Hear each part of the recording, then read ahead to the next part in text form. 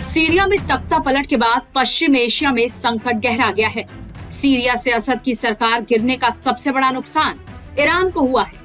दरअसल Iran Syria के जरिए ही हिजबुल्लाह और हमास जैसे आतंकी संगठनों को हथियार सप्लाई कर इजराइल पर दबाव बनाता था। अब सीरिया और हिजबुल्लाह जैसे गुटों का गठबंधन बिखर चुका है, जिससे ईरान को बड़ा झटका लगा है।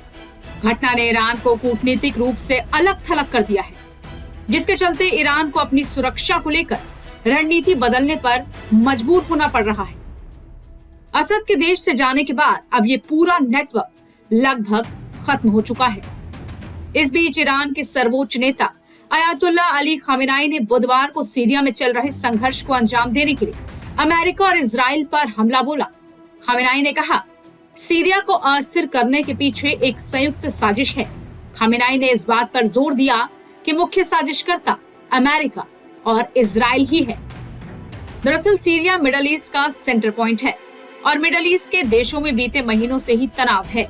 ऐसे में सीरिया पर हर किसी देश की दिलचस्पी है।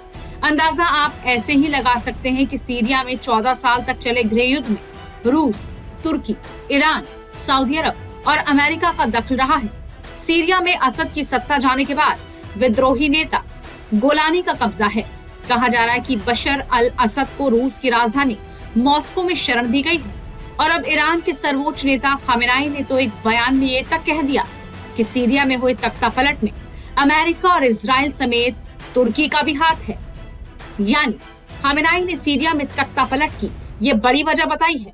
ईरान को सीरिया का बशर अल असद की सरकार का बड़ा सहयोगी माना जाता था।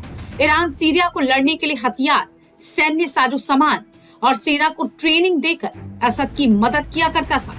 लेकिन जब विद्रोही सीरिया में शहर दर शहर घूमते गए और असद को देश छोड़कर भागना पड़ा, तो ईरान भी मदद नहीं कर सका। सीरिया में असद सरकार का पतन ईरान के लिए किसी बड़े झटके से कम नहीं है। इसी वजह से ईरान के सर्वोच्च खामेनेई ने ये कहा है कि सीरिया में जो भी तख्तापलट हुआ है उसके लिए जिम्मेदार अमेरिका, इजराइल समेत तुर्की ही है।